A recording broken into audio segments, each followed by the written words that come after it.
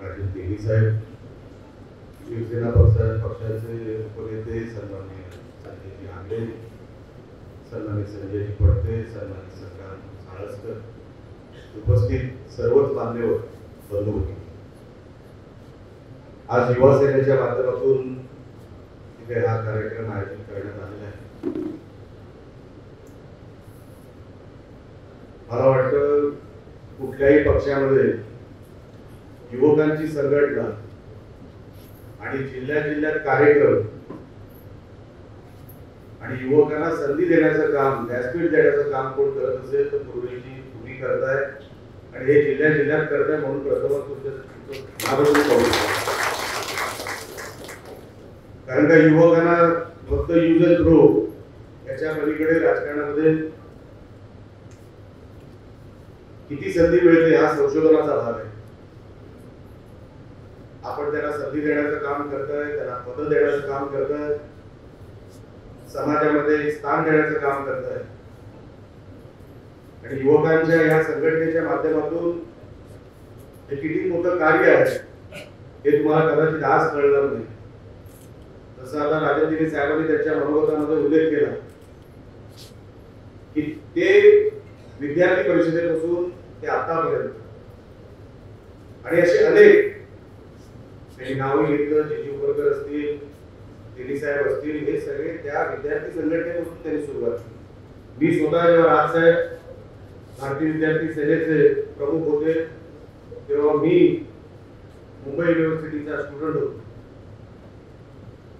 तेव्हा सिनेटच्या निवडणुकीपासून ते बाकी सगळं झेंडे लावण्यापासून सगळं आपण शिवसेनेमध्ये केलेलं आहे आणि तोच खरा पाया असतो.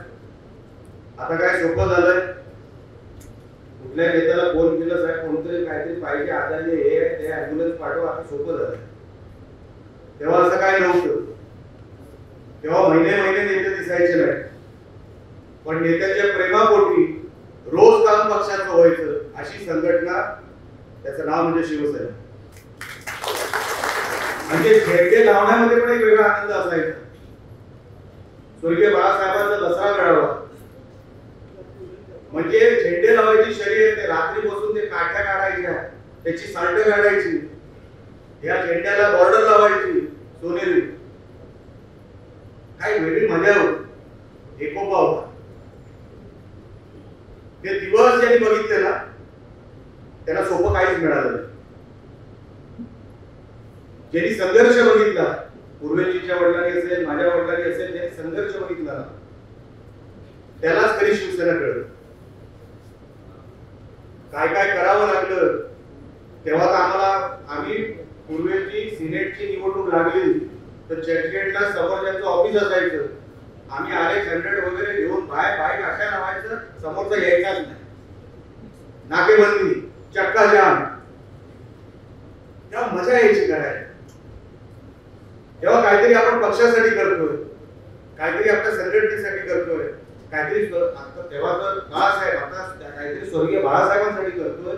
ही भावना घेऊन अनेक तरुण, ही तरुणांची संघटना होती. आमचे राणे साहेब जेव्हा शिवसेनेत उतरले तेव्हा त्यांचं वय 16 होतं. फॉर्म भरायचं वय 18 होतं. ते 18 वर्षाचा कोणतरी पकडला, त्याचं नाव नारायण राणे केलं आणि मेंबर झाले.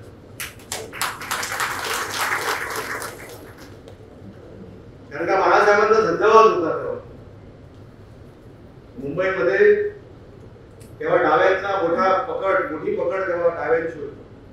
त्यामध्ये शिवसेना उभं करणं, त्यामध्ये या तरुणांना एकत्र करणं, समाजामध्ये जो तरुण फेकला गेलेला होता त्याला प्रवाहात आणणं आणि सगळ्यांच्या कपाळाला गुलाल लावणं हे जर कोणी केलं असेल तर स्वर्गीय बाळासाहेब ठाकरे.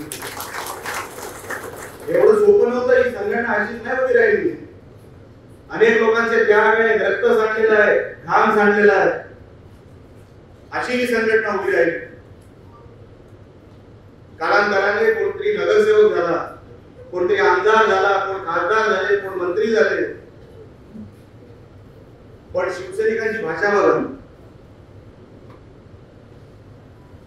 बाळासाहेब एक त्यांनी उदाहरण सांगायचे तुम्ही आता सांगू शकत नाही की शिवसैनिक अर्धा ओळखायचा असेल तर त्याच्या भाषेवरून, रस्त्यावर कुठे जरी काही दुखापत झाली पहिला धावणारा म्हणजे शिवसैनिक, ॲम्ब्युलन्स बोलवणारा पहिला शिवसैनिक, मदतीला धावणारा पहिला शिवसैनिक, अशी संघटना बाळासाहेबांनी तेव्हा उभी केली. तेव्हा हे सगळे साधारण दिसणारे तरुण, तुमच्या आमच्यासारखे तरुण, कोण मंत्री झाले, कोण राज्याचे मुख्यमंत्री, आमचे साहेब राज्याचे मुख्यमंत्री झाले. ते नेहमी एक किस्सा सांगतात की मुख्यमंत्री मी कसा झालो, आणि मला फक्त मुख्यमंत्री बाळासाहेब ठाकरेच कसे करू शकले. ते नेहमी एक किस्सा सांगतात की मनोज जोशी सर हे उतरणार होते काही कारणांमुळे, आणि नंतर पुढचा मुख्यमंत्री कोण म्हणून प्रबोध नवलकर साहेब होते, सुधीर जोशी साहेब होते, बाळासाहेब आले. त्यांनी सगळ्या शिवसैनिकांसमोर त्यांचं मनोगत व्यक्त केलं आणि निघून गेले. बाळासाहेब आले, 2-3-5 मिनिटं बोलले आणि निघून गेले.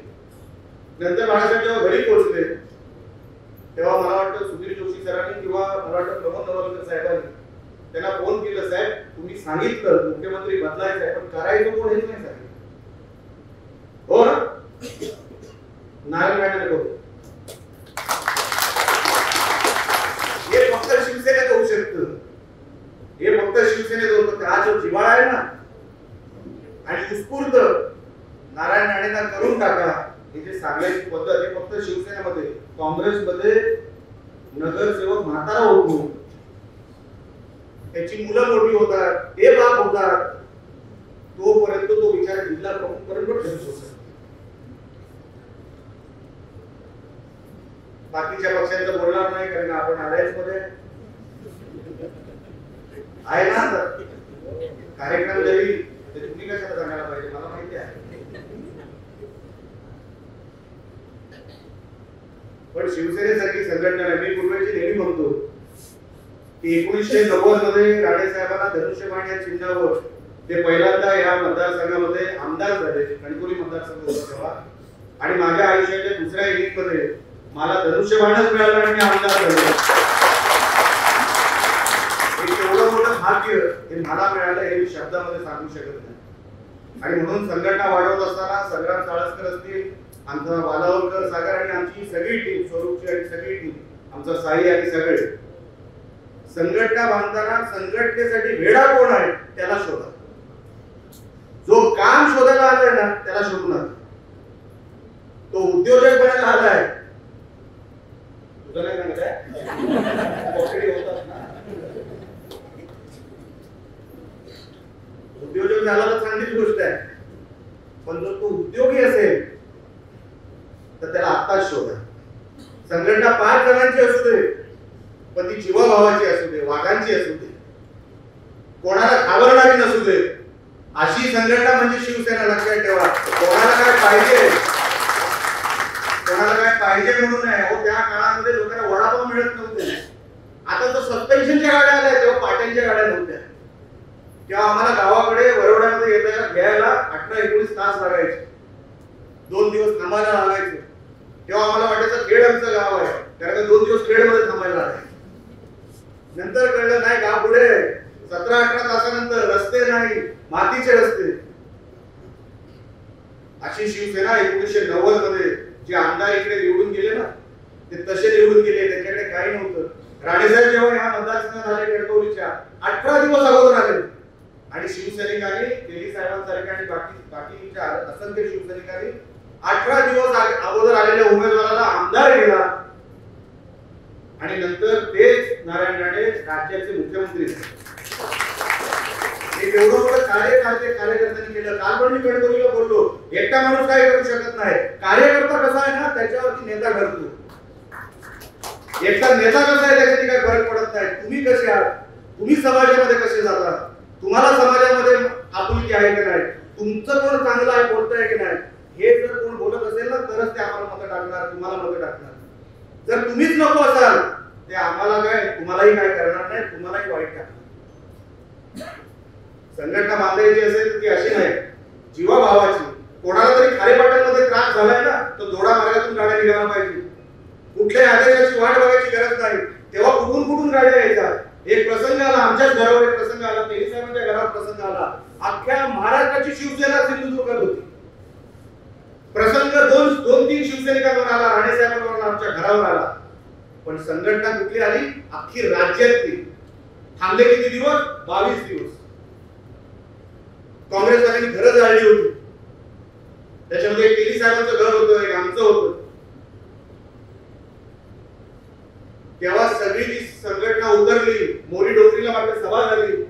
सर्वात मोठी सभा जर कुठे झाली असेल सिंधुदुर्गाच्या इतिहासामध्ये तर ती मोरी डोंगरीला या घटनेनंतर झाली. अनेक लोकांनी जेल भोगले. ही अशा संघटनेचे कार्यकर्ते होते. आपण लक्षात ठेवा, ही काही येडी गवाळी संघटना नाहीये. तुम्हाला काय मिळेल, सत्तेमध्ये आपण भागीदार आहोत म्हणून तुम्हाला इथे वाव आहे, अशातला भाग नाही. इकडे मला तिकीट मिळायला पण घासावी लागली, लक्षात ठेवा. हे काही साधं सोपं काम नाही. संघटनेचं काम करत असताना युवक संघटना असेल, ही सुद्धा बेसिक मध्ये तुम्ही येणार, ही सुद्धा तुम्ही कुठल्या तरी निवडणुकीमध्ये उतरणार. आज 2 आमदार आमचे पूर्वीची मेहनत आम्हाला तेवढीच करावी लागते.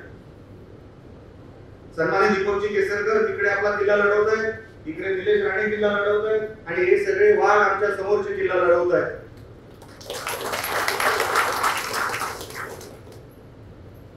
आम्ही शिंदे साहेबांना शब्द दिलाय, संघटना जीवाच्या पलीकडे जपणार, जीवाच्या पलीकडे, आणि वाढवणार अशी की समोर कोणी बघणार नाही. शिवसेनाच आली पाहिजे, शिवसेनाच वाढली पाहिजे, अशी संघटना आपल्याला वाढवायची. म्हणून समोर कोणी बघू नका. तुमच्यामध्ये जिद्द असेल, तुमच्यामध्ये जर काहीतरी पक्षासाठी करायची दबाव असेल तर मैदानात उतरल्याशिवाय पर्याय नाही. लक्षात ठेवा, आज शिंदे साहेबांना आपली गरज आहे. शिंदे साहेबांनी आपल्याला शिवसैनिक बनवलं. स्वर्गीय बाळासाहेब ठाकरे म्हणायचे ना, अरे सर्वात मोठं पद हे शिवसैनिकाचं आहे, त्याच्यापेक्षा मोठी पदं कुठे आहेत?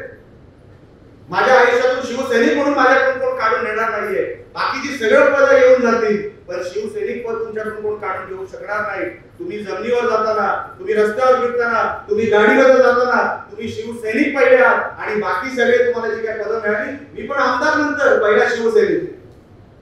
ही भावना घेऊन जर तुम्ही मैदानात उतरला असाल तर या पक्षाला 100% चांगले दिवस आलेच आहेत. ह्याच्याहून चांगले दिवस आल्याशिवाय राहणार नाही. पण जेवढी जबाबदारी आमच्यावर आहे, आम्ही तिकडे आहोत ना, उतरतो ना आम्ही मैदानाला. कोणाची हिंमत आहे निलेश राणे समोर शिवसेनेबद्दल एक शब्द करायची, सभागृहात असू दे किंवा सभागृहाच्या बाहेर, तुटून म्हणजे तुटूनच पडणार आम्ही, त्याला म्हणतात.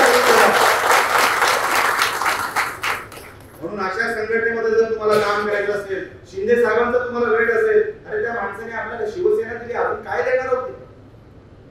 कशासाठी आपण थांबलेलो आहे? एक घर, बाजूला 2 घर, त्याच्या मागे 3 घर करा ना शिवसैनिकांची घर. एकच घर करायचं आहे.